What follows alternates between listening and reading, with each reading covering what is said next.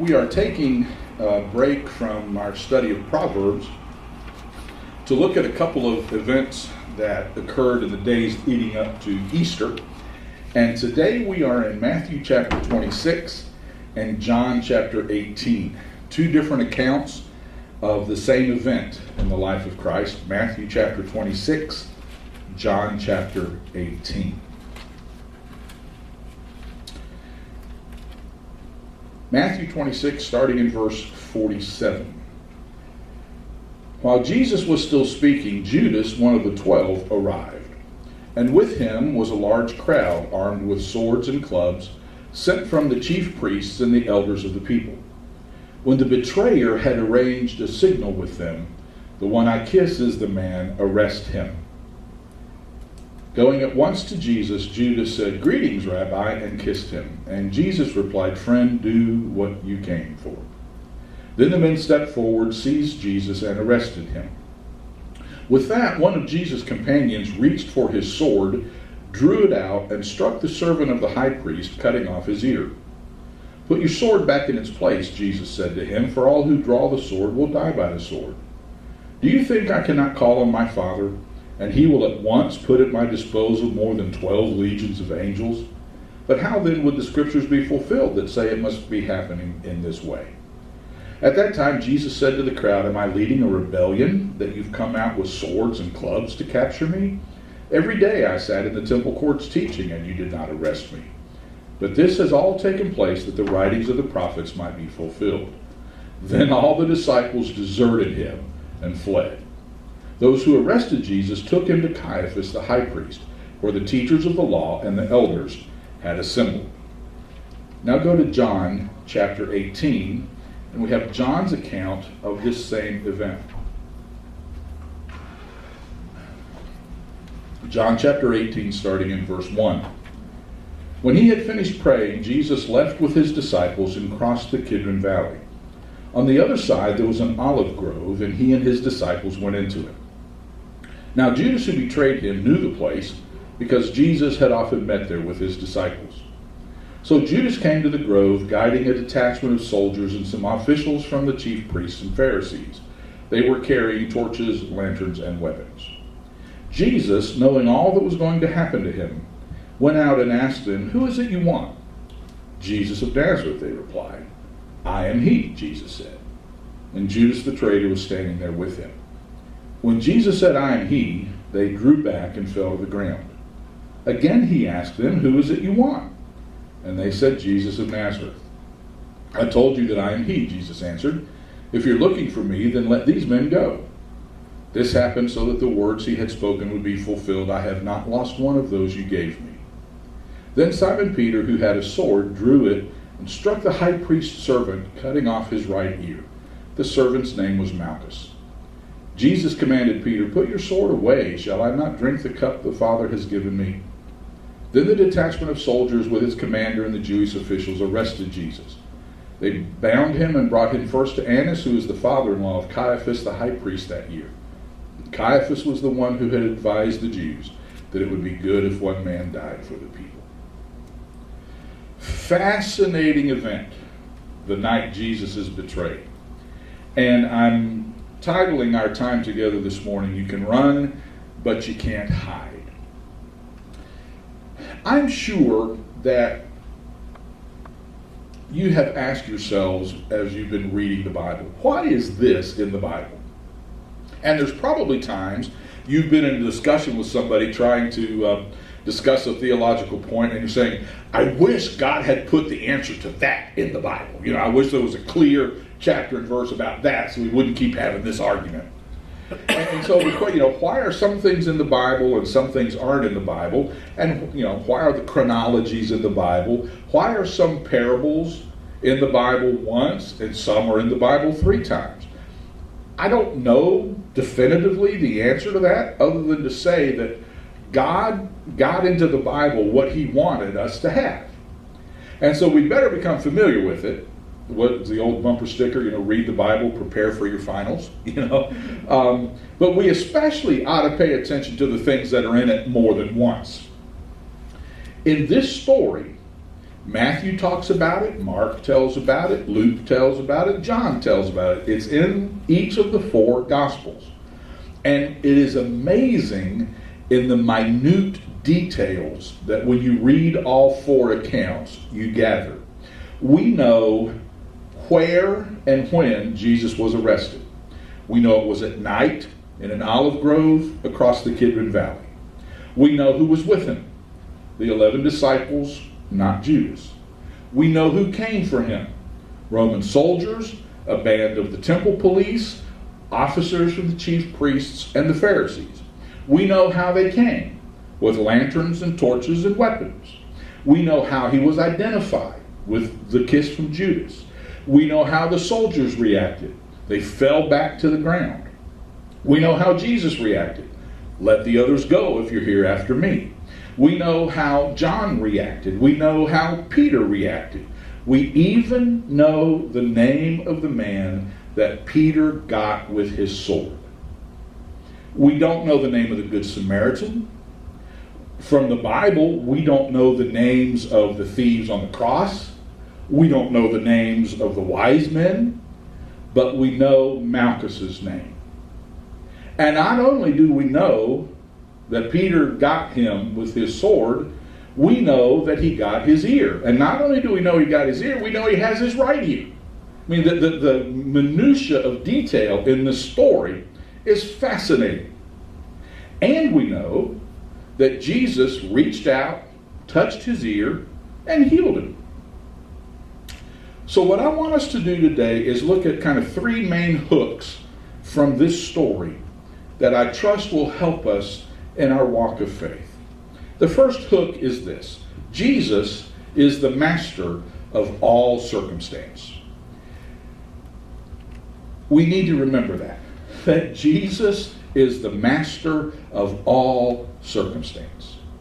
Now here come the soldiers and this gang of people from the chief priests out to get Jesus. The word in verse 3, the NIV says detachment. The King James uses the word band.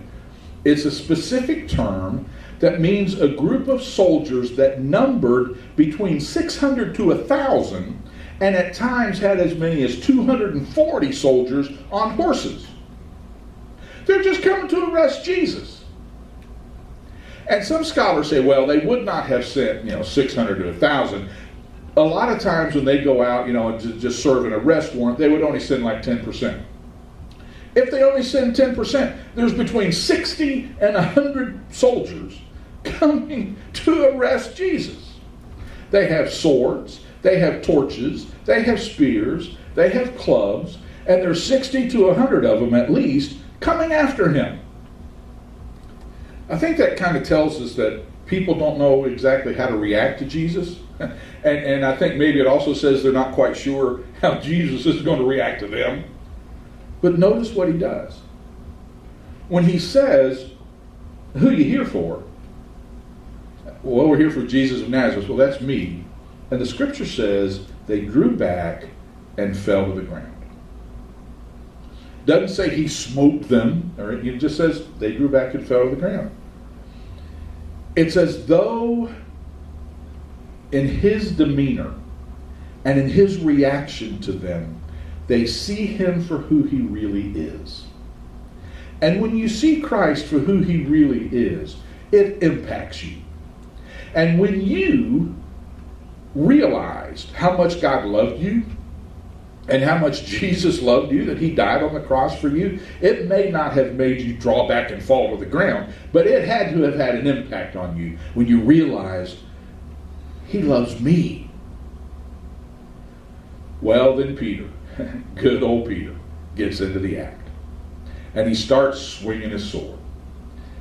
And he cuts off Malchus's right ear. But then again, now you can imagine, Jerusalem is on edge because of Jesus. The Roman government is on edge because of Jesus. They think he's come to lead a rebellion. The chief priests are on edge because of Jesus, because they don't know what to do with him, because he claims to be God's son. And a lot of people are following him, and everybody's on edge, and Peter takes out his sword and starts swinging. Imagine the chaos and the madness that had to have immediately followed that event. But Jesus, the master of all circumstance, just reaches out and gets the guy's ear and put it back on and heals him, and everything calms back down. And then verse 12 says he just stood there and let them arrest him. Now, even if they had sent all 1,000 of that band, they could not have arrested and taken him if he had not allowed them. Even as a prisoner, he's in control. He's the one that's calling the shots. They don't realize it. And he says to them, he says, Peter, look, man, I don't need your sword. Don't you realize that I could just call to my Father and he would send these legions? A legion was 6,000. So he said he could send 72,000.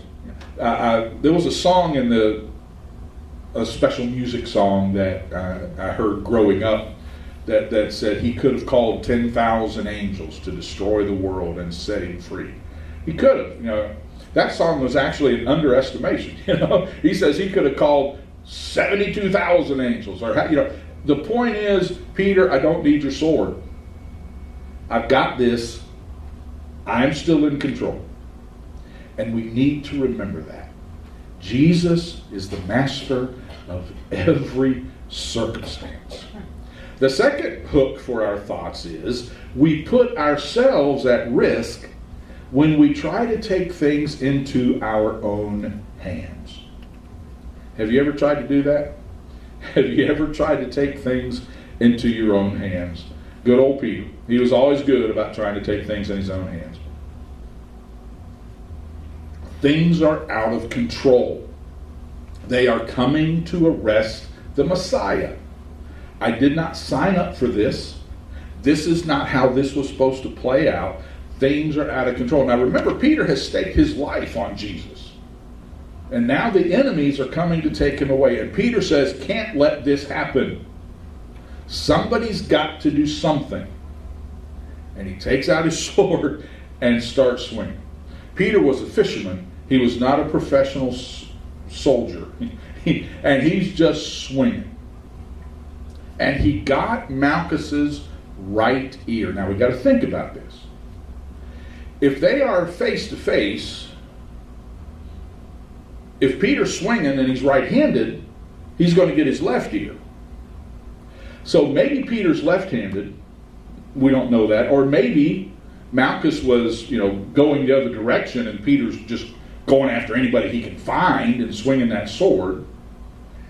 But it's my opinion, and if I'm wrong, Peter, I'm sorry, but it's my opinion that Peter wasn't going after ears. Peter was going after heads. Peter's swinging to protect the Lord. And he's saying somebody has got to do something. We cannot let his enemies get him. Somebody said there are really two miracles in this story. The miracle of healing Malchus's ear and the miracle that Peter got out of there alive.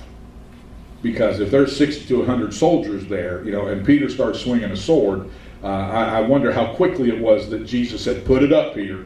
We really don't need that going on. But, can't you identify with Peter? Haven't there been times in your life when you've said to yourself, we can't let this happen? Somebody has got to do something. God's in trouble here, and we need to help him out. Now, we don't say it that absurdly, but we know that feeling. I've got to save Jesus from all the trouble he's in.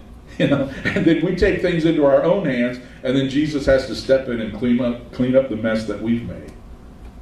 What he really needs for us to do is trust him that he is the master of all circumstances. Sometimes in our praying, we may not say it, but our thought is, Lord, I've been praying about this now for a week or a month or 6 months, and it does not seem that you're doing anything about it. I'm going to give you one more week, and then I'm going to do something, because somebody has got to do something about this mess. And we take things into our own hands, and we always mess it up. Now let me stop for just a moment and make sure we're all on the same page. We all go through times in our lives where things seem to be totally out of control. Let me back that up. We all go through times in our lives when things are out of our control. They don't seem out of our control. They are out of our control. I mean, I was thinking about that. I think most of the things in my life are out of my control. I can control how I react to them, and I can control, my work and all that stuff. I can't control budget cuts. I can't control we're downsizing and we don't need a chaplain anymore. There's a lot of things in my life that's not going on. But I'm just using it as an example. I can't control that. Most of our lives are out of our control. When you're driving down the highway, you don't control whether that guy coming at you stays in his lane or not. You understand what I'm saying? Life is often out of our control. And sometimes it seems that it's out of God's control too. I mean, you look at our world over these last few years and say, Lord, have you totally lost control? Do you know what's going on down here? Do you know what people are saying about you? Do you know what they're saying about us? And it seems that things are out of His control too. I was reading over this morning, and verse 4, the first part of verse 4 just blazed out at me. Jesus, knowing all that was going to happen to him. None of it took him by surprise. And by the way, let's revise that verse. Jesus, knowing all that is going to happen to you, things may be out of your control. This is not in your notes. It ought to be in your notes. Put it in your notes. Things are never out of God's control. And we need to remember that. Yes, they're out of our control. And they seem to be out of His control. But things are never out of God's control. He is the master of all circumstances, and He does not need us to take things into our own hands. And the third hook comes from verses 13 and 14. You can run, but you can't hide.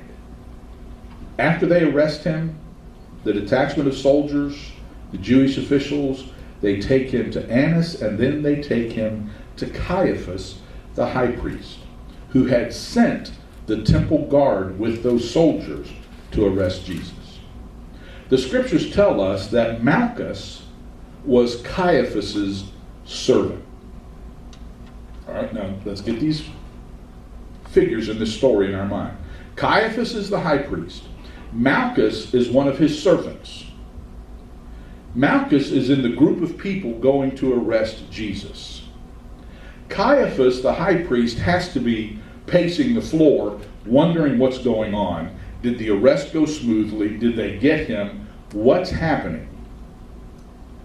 And they bring Jesus, and the servants come and present him to Malchus, or to Caiaphas. And Caiaphas is sitting there, and he sees the soldiers return, and he says, well, how did it go? And they said, well, it went pretty well. We got Jesus. Did you have any trouble? Well, there was this one incident. Well, what happened? Well, one of Jesus' followers took out his sword and cut off Malchus's right ear. And Caiaphas looks at Malchus and he said, no, I don't think so. He's perfectly healthy to me. The ear's there. There's no bandage. There's no sign of a wound. Are you sure you're telling me the truth? And he said, well, Malchus maybe steps up and says, well, see, that's the thing. The man that you sent us to arrest reached down and put my ear back and healed me. I actually hear better now than I did before. And there had to have been a part of Malchus that thought, did we arrest the right one? And you wonder, even in the hardness of Caiaphas' heart, if there wasn't something in him that said, oh, I was not expecting that. But Caiaphas goes on with his plan, takes Jesus onto the authority so that he can be crucified. But his servants keep serving him. And every day, Caiaphas sees Malchus. And every day, I believe, he saw that right ear. Probably saw it way out of proportion to the rest of his head. Probably looked as big, as a mountain. And I believe that's why we know about Malchus and his right ear. It's because God is telling us of his love for us, even for an enemy like Caiaphas. Malchus may well have been God's last witness to Caiaphas. Caiaphas rejected it and went ahead and crucified Jesus, but he lived with Malchus's right ear the rest of his life. You can run, but you can't hide. I believe that maybe in everybody's life there's a Malchus's ear. In everybody's life, those who don't know Christ, there is something in their life that is a constant reminder of God's love for them, his care for them, his patience with them. Somewhere there's a witness. You've heard the stories from Gideon speakers of people checking into a hotel to take their lives and open the bedside drawer and there's a Gideon Bible and they open it and start reading and end up giving their lives to Christ. It's Malchus's ear. When you think about what led you to come to faith, there were probably circumstances or people or events that to you were, that was Malchus's ear. That was the thing that said to you, you need to pay attention to God. He's calling you. He loves you. He cares for you. Many years ago, in San Francisco, they did a thing called the People's Messiah. It was great. PBS televised it. They did it here one year, I think. But what it was they just sent out an invitation to the city. Anybody that's ever sung the Messiah, bring your music, and we're going to have just a community People's Messiah. And they had a choir, and they had the San Francisco Philharmonic Orchestra there. And then everybody from the community that had ever sung in the Messiah brought their books and sat in the congregation, and they just all sang. That would be so much fun to be a part of. And PBS televised it that year, and we were watching it. And they got to the Hallelujah chorus. And the conductor is lost in the music. King of Kings and Lord of Lords, and he's directing with every ounce of energy in his body, and his hair is flying, and and he shall reign forever and ever. Now, if that conductor is not a believer, when he faces Christ and says, but I didn't know, all God will have to do is say, Gabriel, run that footage from that PBS show. And that conductor will see himself lost in the grandeur of he shall reign forever and ever, King of Kings and Lord of Lords. And God will just have to say, did you not listen to what you were conducting? There's a Malchus's ear in each of our lives. When Caiaphas gets up there, all God will have to say is, Malchus, show him your right ear. In our lives, that constant reminder to give our lives to Christ. But for those of us who have given our lives to Christ and are living for him, what about the Malchus's ears in your life that are constant reminders of God's love and his care and his provision for you?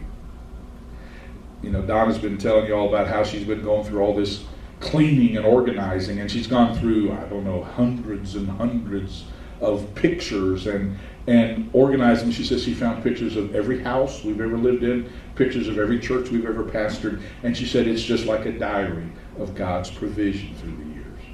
Yeah. Malchus's ear. I mean, where we are here. Those of you who were with us when we were on Furious Ferry, remember, we got to move. We got to get out of this place. Where in the world are we going to go? And I get a phone call from somebody I did not personally know saying, we noticed that they're really doing a lot of stuff on that road. And is your church thinking about moving? Well, yeah, we are. Well, we've got some units in the Augusta Business Center, and we're thinking about moving too. Do you think that might be helpful? Yeah. That's why as we prepare for, are we going to renew the lease for another year? Are we going to downsize a little bit? What are we going to do? There's no panic. There's no fear. Because God's been with us every single step of the way. Some of you remember 3 o'clock on Sunday afternoons at the Vineyard when we first started, and just how God has led us every step of the way. That's Malchus's ear. This place is Malchus's ear for us as a congregation, to remind ourselves of God's love and His care and His provision. What is it in your life that you need to pay special attention to over these next couple of weeks leading up to Easter? And thank God for His constant reminders of His love and His care. Father, may we be aware of what You're doing in our lives. We can sure identify with Peter. There are times in our lives where we want to say, God, do You not see what's happening here? But Lord, some of us have learned by making bad decisions that we're always better off to trust You. We're always better off to let You be the master of circumstance, because You know how it's all going to turn out. We don't, but You do. And those struggles that we're having right now, those questions that we're having right now, those insecurities and uncertainties we're having right now, You know how it's all going to turn out. And as we keep our trust in You, You will demonstrate to us once again that You are the master of every circumstance, and we can trust You, and You're going to take care of us. Thank You for that. Increase our faith, and may our lives be testimonies to the provision and the grace and the love of God. And now may the Lord bless you and keep you. May He make His face to shine on you and give you His peace now and evermore. Amen. God bless you. Thanks for coming out today. You're dismissed.